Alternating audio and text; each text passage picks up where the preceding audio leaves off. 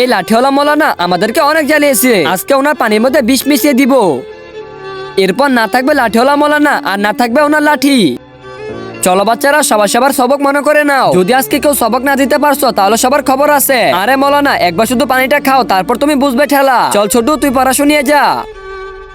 তামিম, এবার তুই আয়। কিরে সিয়াম, এবার তোর পালা। আরে মৌলানা সাহেব, আমি তো পড়া শিখতে ভুলে গেছি। ও আচ্ছা, তুমি পড়া শিখতে ভুলে গেছো। আরে বাবা, কোনো সমস্যা নেই, আমার কাছে আসো, আমি শিখিয়ে দিচ্ছি।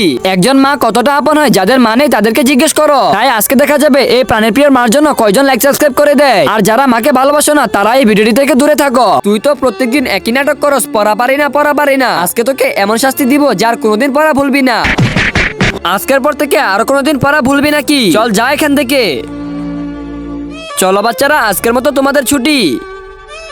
আরে এত চিল্লিয়ে অনেক তৃষ্ণা পেয়েছে, একটু পানি খেয়ে নেই। হ্যাঁ হ্যাঁ মৌলানা, খাও খাও, একটু পর বুঝবা। আরে মৌলানা সাহেব, আমাকে একটু পানি খাইয়ে দেন, আমার অনেক তৃষ্ণা পেয়েছে। কি পানি খাবা? আমার তো তৃষ্ণা পেয়েছে। আরে নাও, তুমি একটু পানি খেয়ে নাও। আরে এটা আবার কে? ও পানি খাচ্ছে কেন? এখনই তো ও মরে যাবে। শুক্রিয়া মৌলানা সাহেব। বন্ধুরা, ভিডিওটি ভালো লাগলে একটি লাইক করে দিবেন, আর কমেন্টে সবাই আমিন লিখে যাবেন।